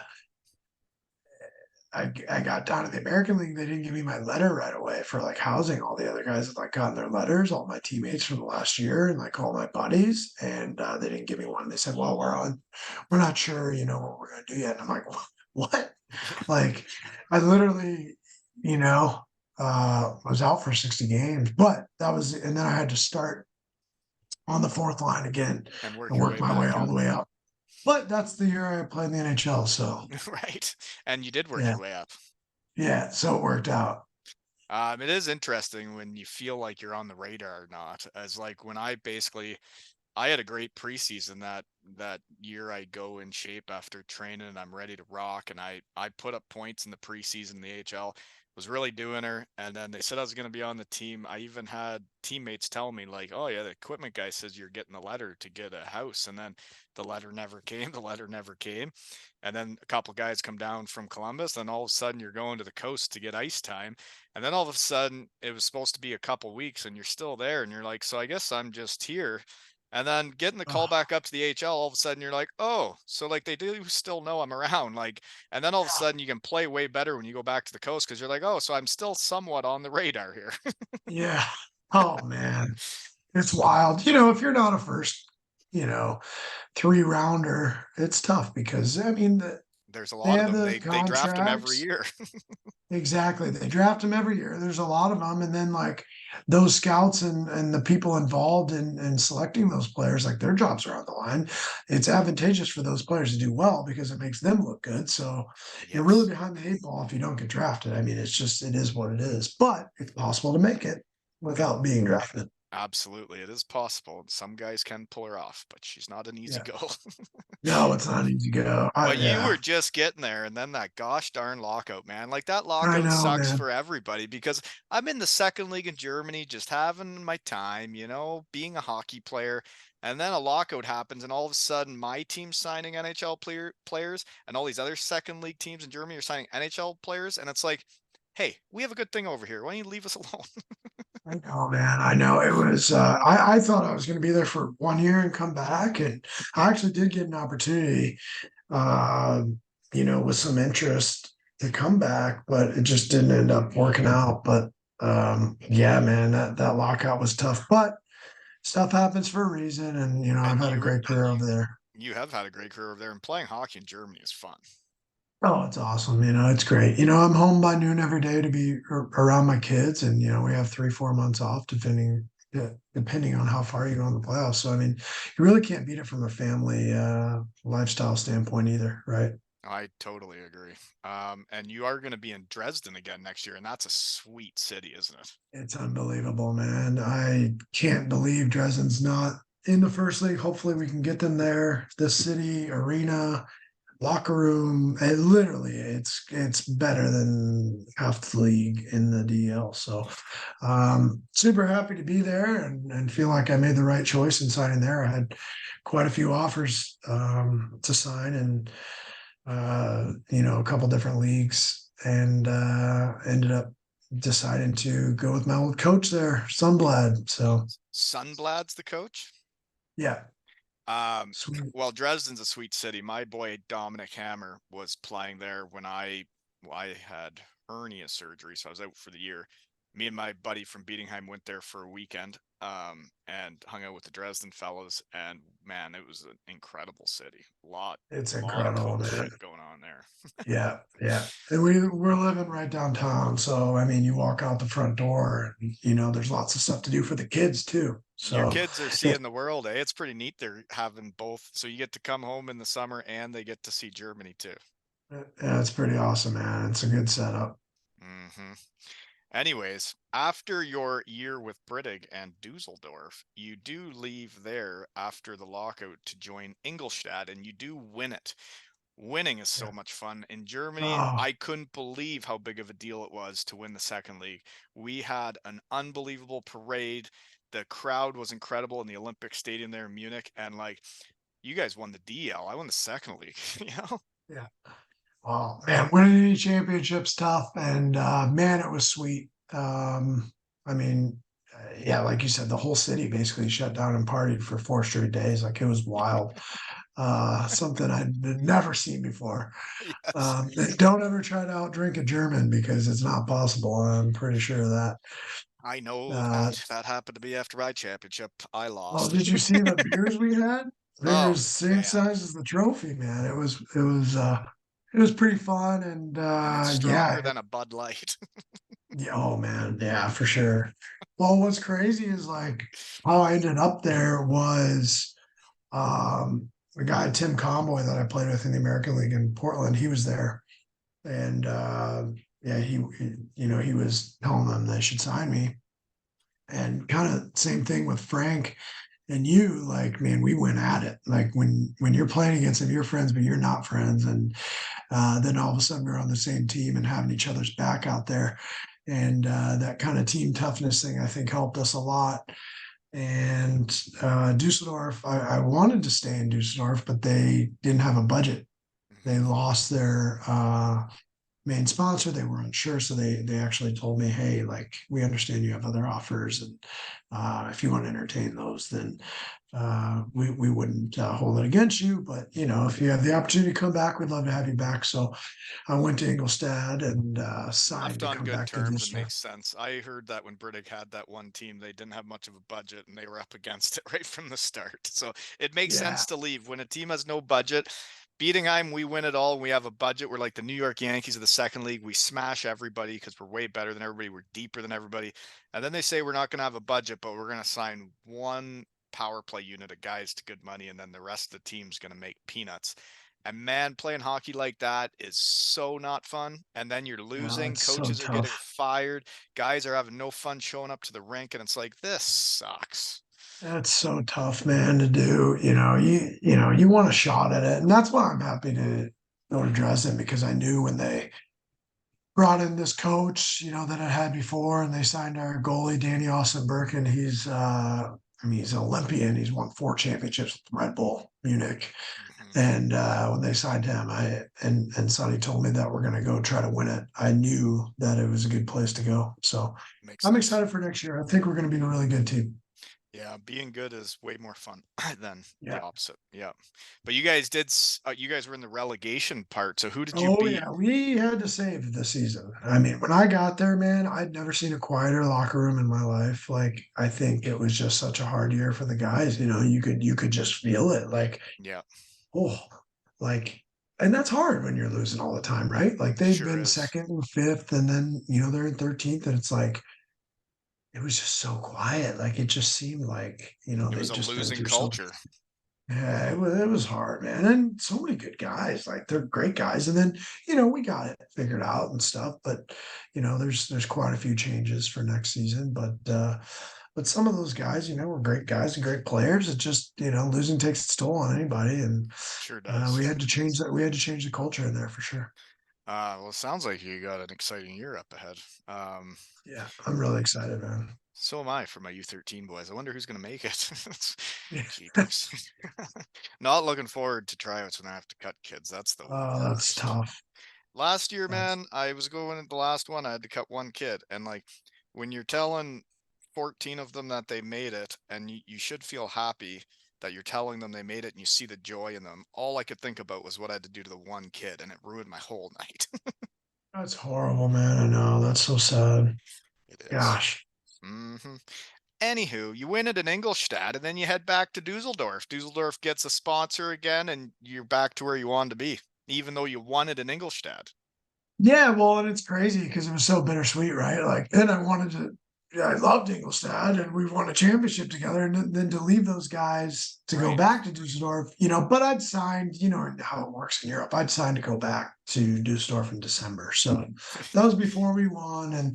And I didn't have an offer from Ingolstadt at that point yet. So, It it, is it, it meant. bizarre how you can sign on a different team in December and then go win a championship and know you're not playing for them the next year, isn't it?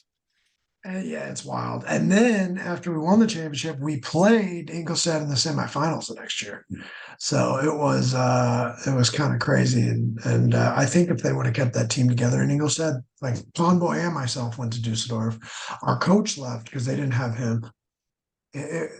We lost a couple other good players. Like if they would have kept that team, we would have won 2 years in a row minimum. Yeah, it was In a my squad. this is my opinion, but Was there when you went to Dusseldorf, was there not a time like in the you guys were on a playoff run and then Collins got suspended for game 7? no, he was on Cologne. That's when we beat them in Ingolstadt. Oh, Yeah. Yeah. We beat them in Ingolstadt. Or when I was playing for Ingolstadt, we beat them. He was playing for Cologne. okay. Um, Yeah, it was just funny when I heard that because I Yeah. I mean he got suspended for spearing, and it's like I saw him play for the Sure Kings back in the day, and like he would spear guys. Oh yeah. Well, and it hurt their team because he was one of their top offensive threats. So I mean, it hurt them Absolutely, yeah, for for sure. sure. That sucks. He says he didn't do it though. I Anyways, don't you're know. Dusseldorf for 2 more years, so you're having a time. You're playing hockey, living in Dusseldorf. That must be fun. Um, Yeah.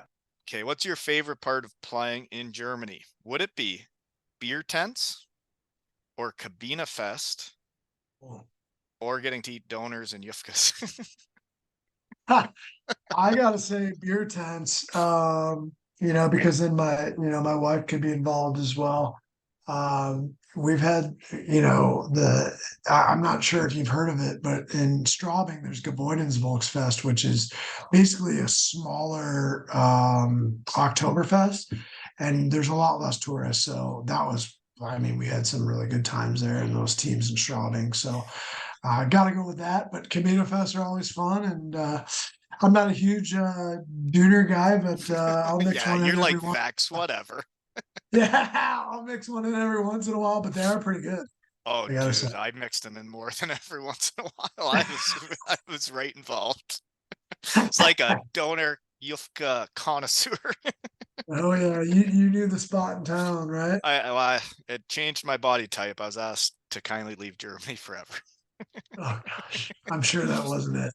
Yeah, it had something to do with Yufkas, I think.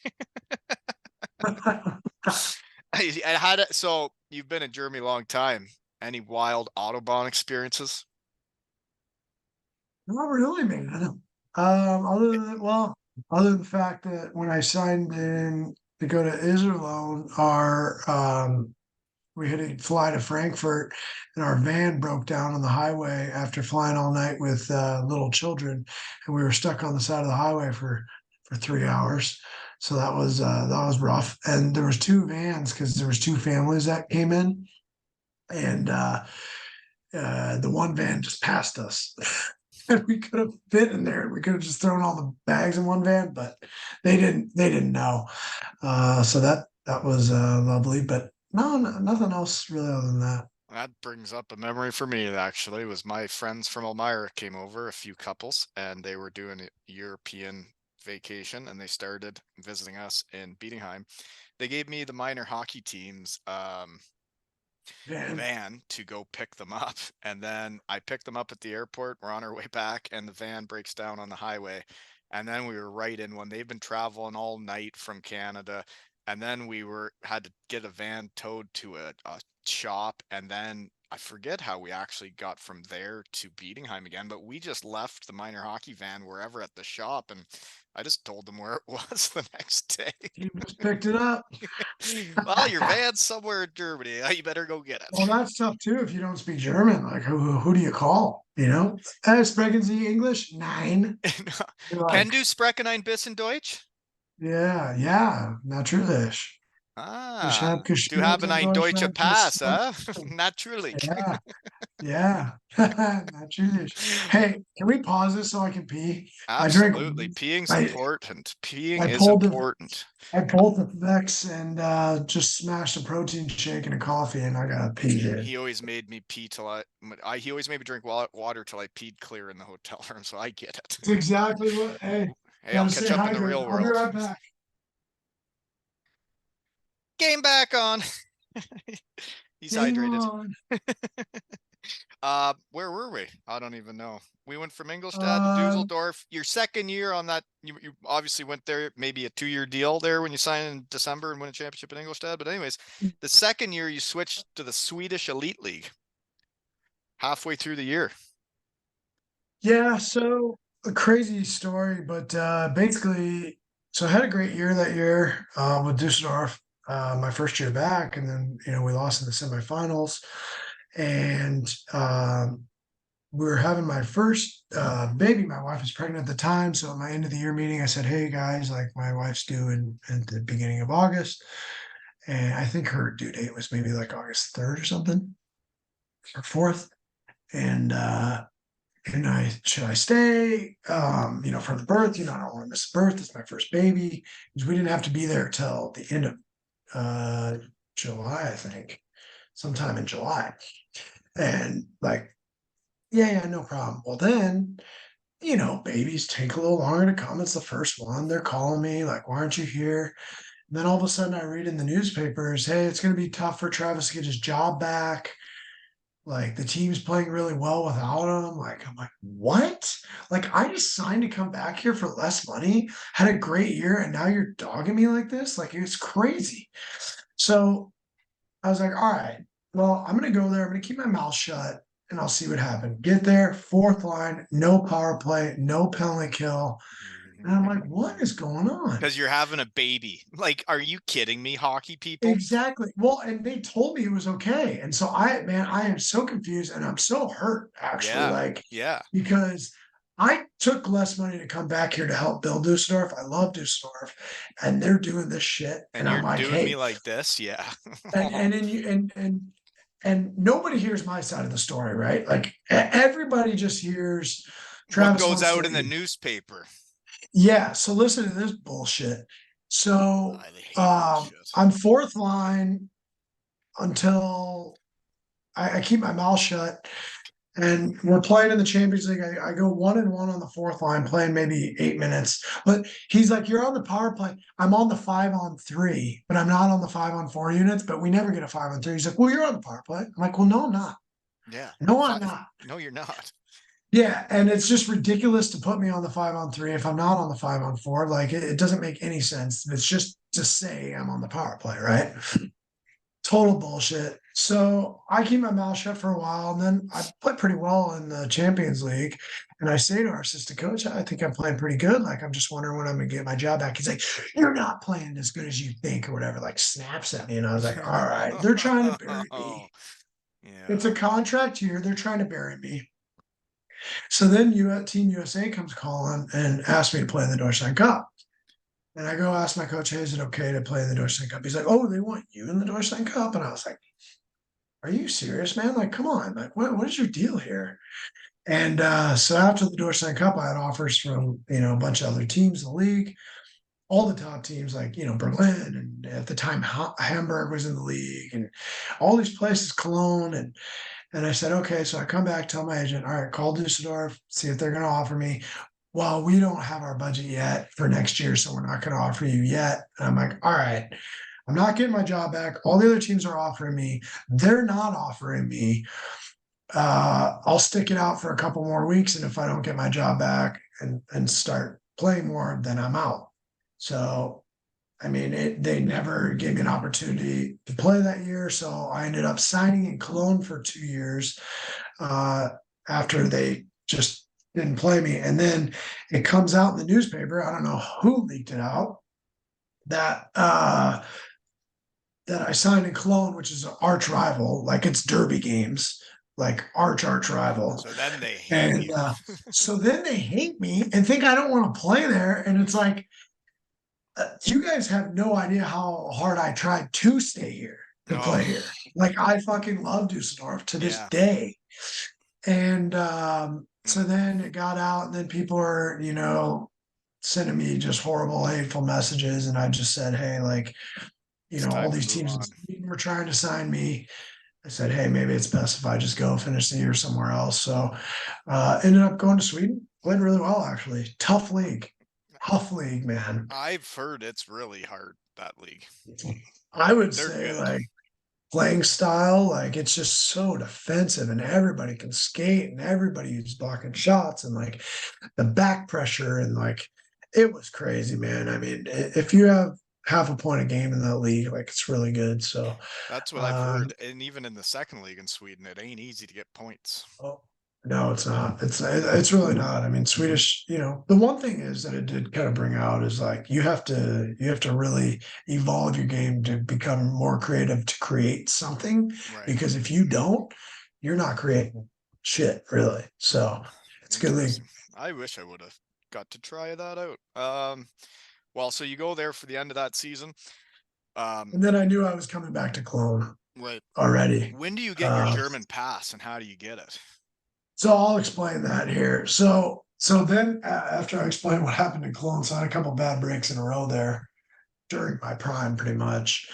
Um, it's lucky that I could withstand it because at this time too, most of the imports that were in the league weren't even in the league anymore because everybody wants to play in Germany. It's such a great league and there's good money and it's a great place to live.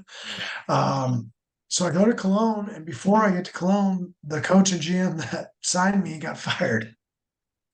So they got fired while I was in Sweden. I'm like, no, because you know how that goes. Like I do know then how that goes. the new GM's going to come in and the coach, and they're going to sign their own players, and then and I And then get that part. that is how it works. And then those guys that they bring in, even if you're on the contract, those guys are going to get the opportunities to get her going. 100%. So I get there. I actually had a good start, got hurt for my groin.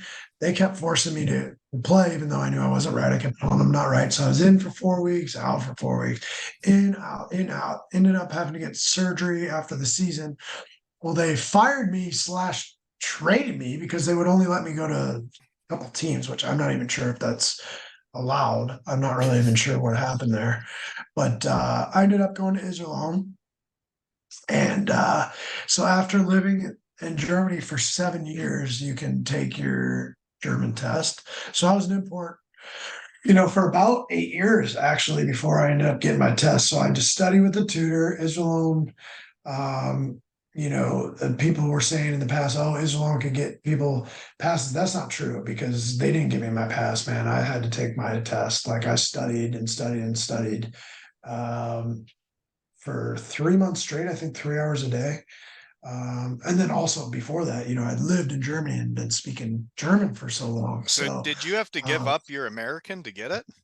no, I have both. Because I heard, I don't know if it, Canadians because sometimes have to. yeah, because I've heard of guys that had to give up their Canadian, get their German, and then when it's time to move home, they can't move home. Yeah, so I've heard of that too for Canadians, but that's not the case for Americans, especially like, I lived there. Like I earned this passport. Like I had to study my ass off for it, man. Like it was hard. And the German language is really hard. So Well, the that's test is where like, I was at, right? I was 6 years into it, and it was the next year that I could have been getting a German pass, but I would have had to give up my Canadian to get oh, it, so from what that's I not worth it. understand. Right, and my wife's American, so then to come back to Canada would have been not possible.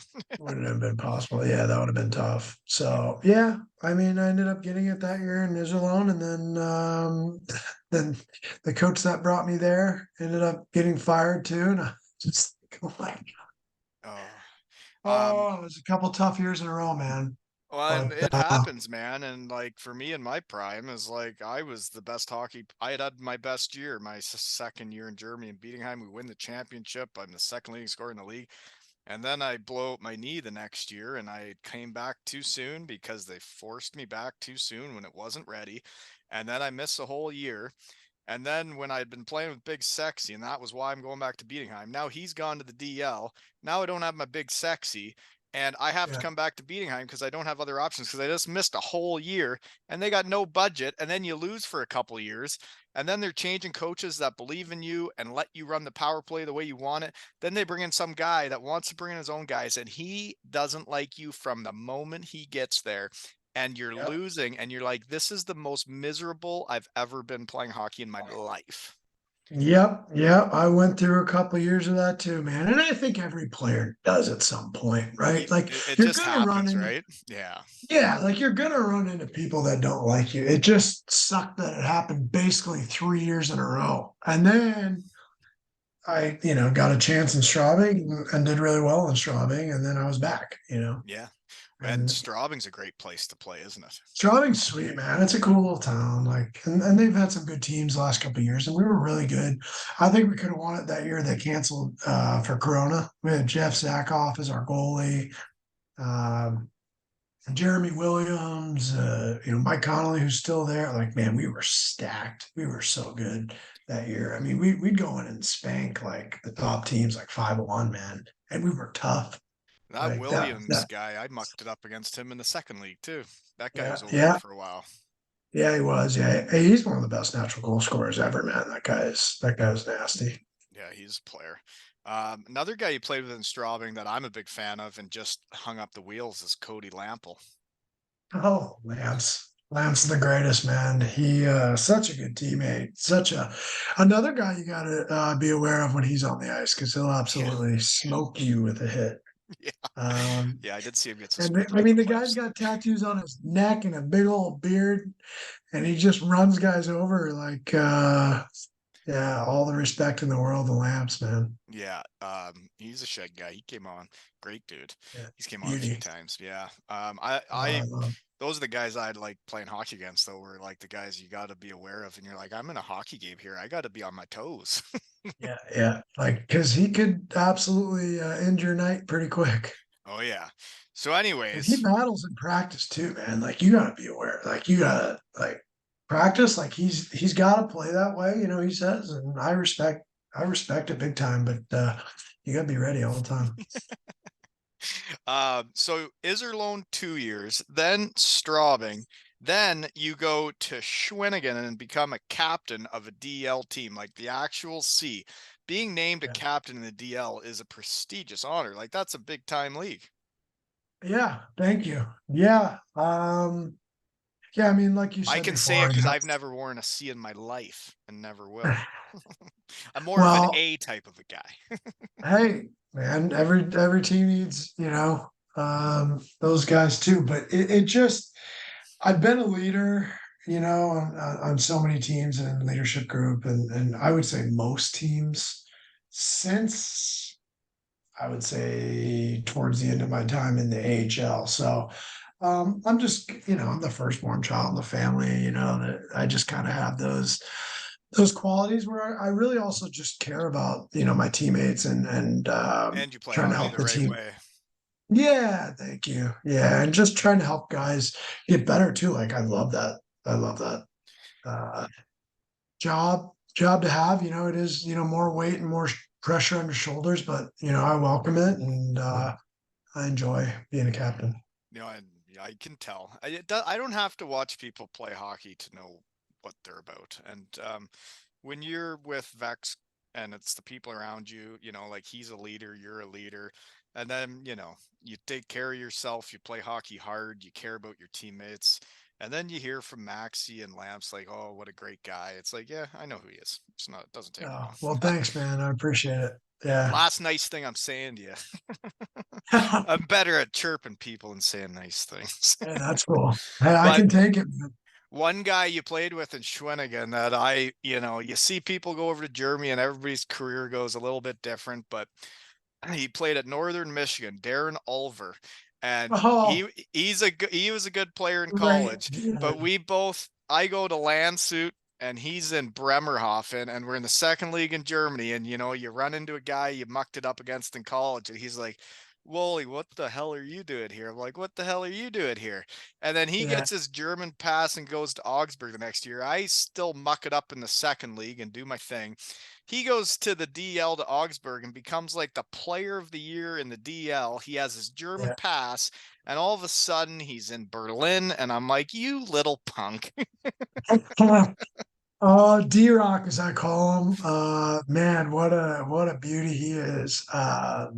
Our families got along really well when we were in Shawinigan, and that was the COVID years too. And we're thankful to have a family like them around us. He was my roommate on the road too. Just a good old school hockey guy, man. I mean, super serious about taking care of his body too, man. Like he played a long time Yeah, and did really well. he did. But yeah, D-Rock, he's he's something else, man. He can be a pretty serious dude sometimes, and yeah, we hit it off. We were line mates as well, and really hung out a lot. And I have nothing but good things to say about Darren Oliver. Yeah, and so I didn't know him that well, but we just mucked it up and we just chat because we know each other in the second league. But like then you see what that kid did in his career, and you saw him from college, and you saw what he does when he gets to Germany, and you're like, man, way to go, Yeah, did totally, better totally, than man. me. Yeah, hey, he did better than most people, man. He Like that sure did. guy. Yeah. And you know, when you play with guys too, you kind of realize why guys are so successful. I mean, this guy was rolling out. Like if he was on your podcast right now, he'd be rolling out on the podcast. I mean, he does what he needs to do to get ready, man. He's always preparing. And it's so funny, dude. I FaceTimed him the other day and he was rolling out. He answered it. He was rolling out in his underwear. I'm like, Darren, what are you doing, man? You're not even playing anymore. I gotta do it. Where does he live? See, and when you get He's talking in around, Arizona. honestly, it's like I wish I had more time today because I have so many people to talk to, and then I set up like, hey, yeah, we're gonna talk, and then I have no time to talk to anybody, and I have like 20 people waiting. It's like, man, I wish I had more time because then you talk about a guy like that. It's like, man, we have a lot of stuff we talk about, you know? Yeah, for sure. Oh, definitely. There's so many Yeah. hockey guys out there. It's a small Uh, world when you get talking. yeah, absolutely. And especially, you know, the longer you play, I mean, the amount of guys that you're going to cross paths with is just Yeah, wild. and it's a And spider web of shed guys. yeah, and all these shed guys that you mentioned, you know, they're all good dudes that I've really liked and enjoyed being teammates with or working with, you know, in my career. I try to only bring So up the guys' names that are worth mentioning, you that you know that I'm gonna like. anyways, so being a captain for 2 years in Shawinigan, I mucked it up against them all the time. That's a loud barn, small little town, but man, that's a hockey town, ain't it? Great place to play. I was pleasantly surprised because you know when you're playing in Dusseldorf and you just come in on the bus and all you see is you know the away locker room and then you leave. I mean, every rink is pretty much sold out in the DL, but then you play there and you're like, oh man, this is a great place. You know, unfortunately it was COVID year, so not many things were open those 2 years I was there. But man, we really enjoyed our time in Schwinnigan. We had a great little house there, and yeah, it was an honor to be the captain of Schwinnigan. And that same guy that was in Dusseldorf that kind of ran me out of there, kind of did the same to me in Schwinnigan. So I won't name names, but same kind of thing. Um, well, I think I know the name. Um, You might.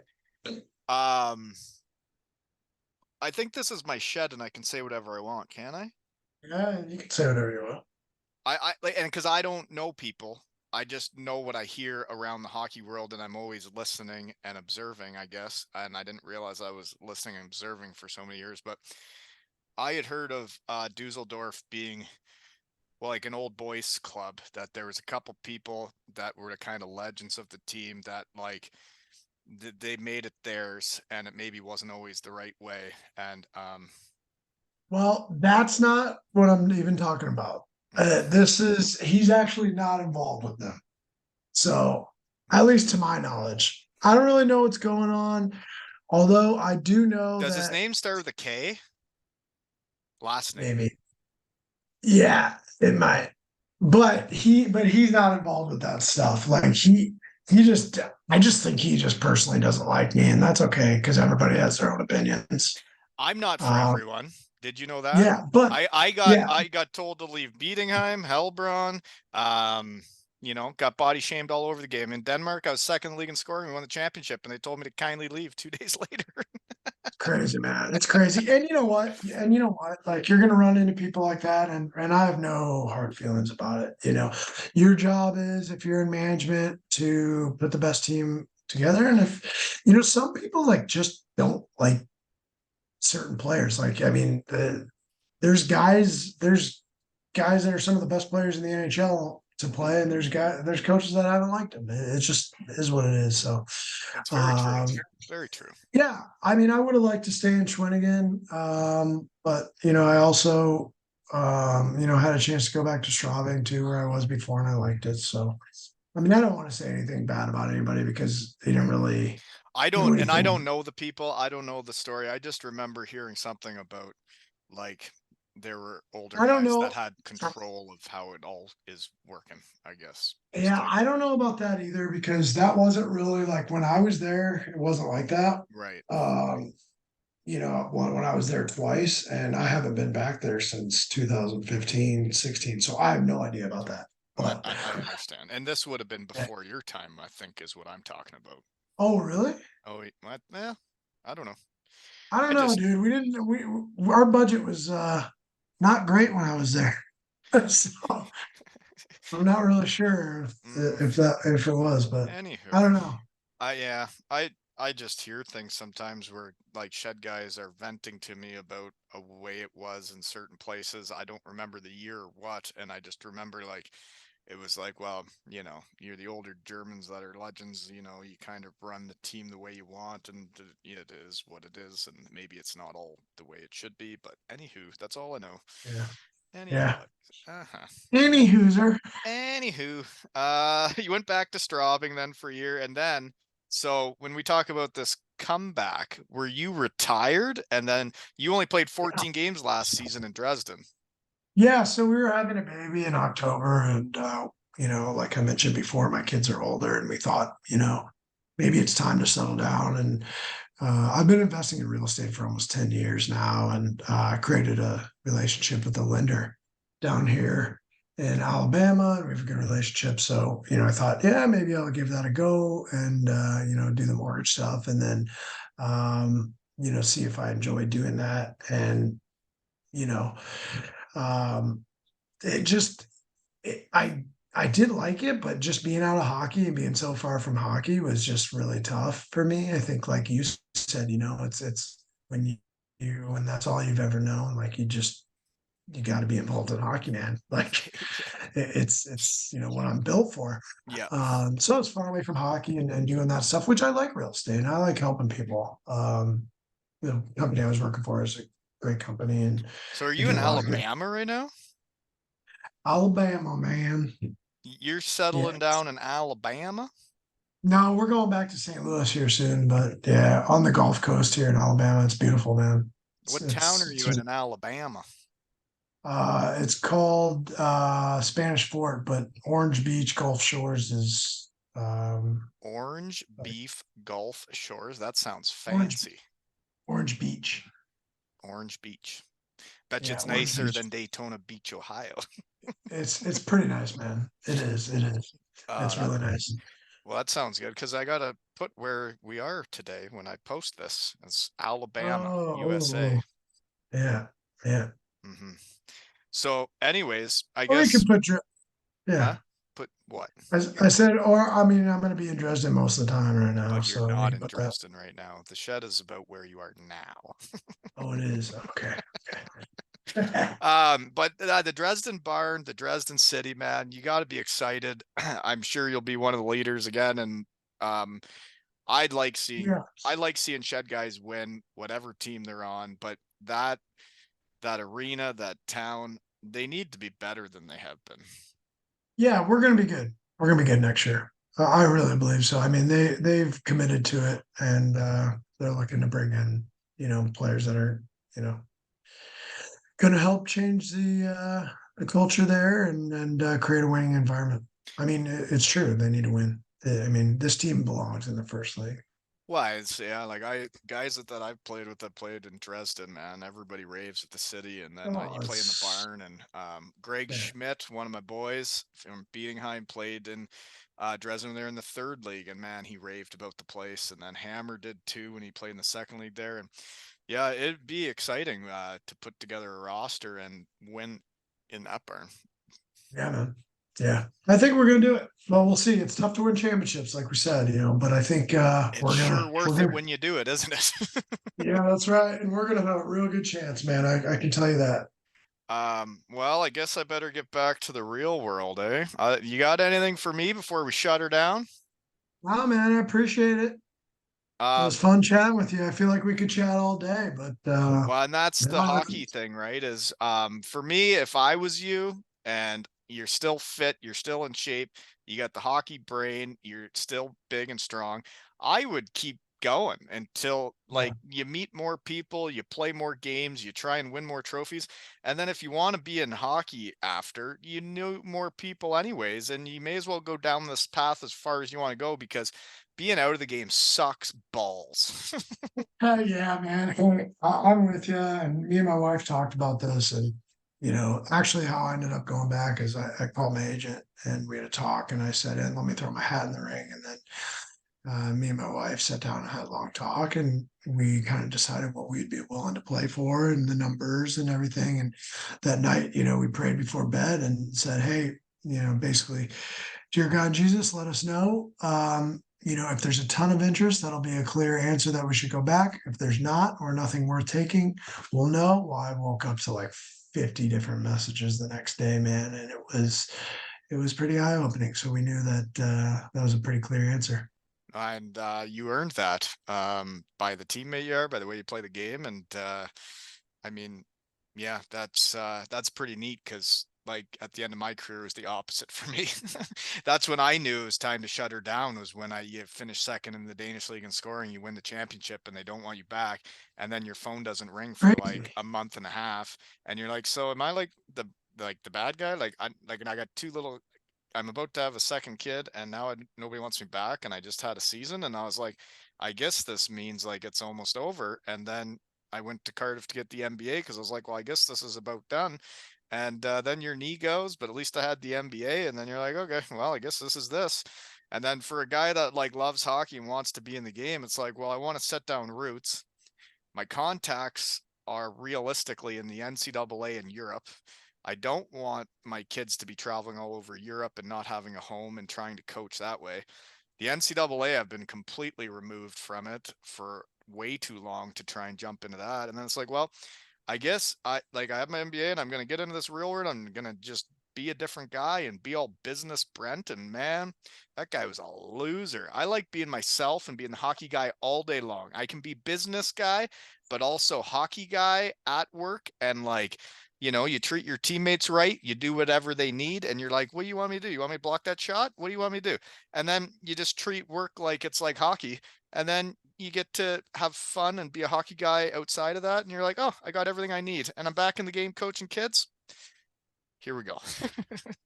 Sure. Yeah, man. That's the way. That's you gotta be, and that's the way I'm gonna be going here too. Whenever it is that I can't play anymore, or if it's best for the kids to come back again, then we will. But I will be involved in hockey in some capacity at least. So me Hey, and Jeff are actually talking about starting a hockey camp for next summer. So be on the lookout for that. Big things coming. We're gonna provide a lot of value for that. So I totally agree. And if I have said to my son, because he's shown signs of being able to play the game at a high level, and he's young, but I said, if you get to an age where you need to learn how to work out and like take care of yourself and like you want to actually go pursue this, I'm driving to St. Louis to see Vex, and he's going to go see Vex, and he's going to spend some time with him and learn how to be, because it ain't coming from me, calm down, man. Come on, let's right? go. Yeah. Yeah. I hope that day comes because Vex would be the guy I would want raising my puppy, you know.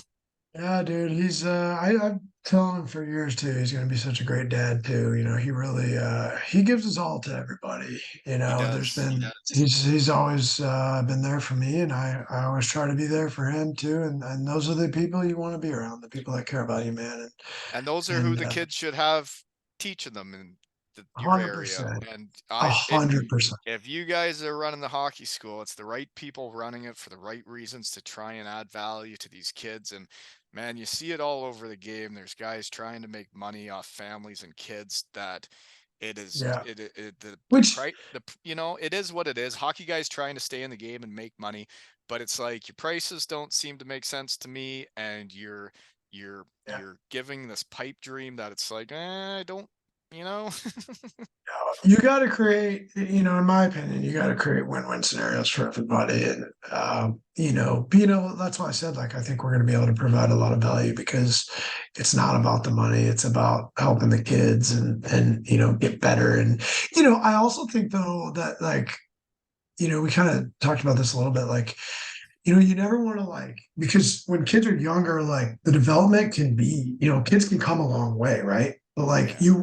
we want kids that are committed, not just kids that parents make them Be go. there. You know what I mean? Like, because I want to share all the knowledge that I have and help all these kids. But if they don't want it, you hate to see their parents pay a lot of money for that. So, but You can't control that's the parents because you sometimes there's can't. parents that want it more than the kid, and you're like, well, this isn't how it works. The kid needs to want it. They need to want to Yeah, be here, and they need to get better. And this coaching kids, like I do it voluntarily. I'm guessing in St. Louis. Well, for me, when I left the game, I had no team. I had no brothers. I had nobody to chirp and joke around with. And then like these kids I've been coaching give me everything I need that it's like, so I have my yeah, team. I have these people that, you know, yeah, we do all this fun stuff together. And yeah. that's, you need to be on a team as a hockey guy. 100% you do, and the shed helps with that too. Talking hockey, man, it's that's cool stuff. It But can give me everything I need is to be myself for yeah, a little bit, and then I have more energy to do all the other shit I got to do in the day, you know? that's right, man. Totally. Well, thank you for making the time, and it was great getting to know you. And folks, guess Yeah, what? you too. I still do have good taste in men. Met another shed guy today. And this has been another episode of Two Elves and Hockey Tales with Turns and Wally.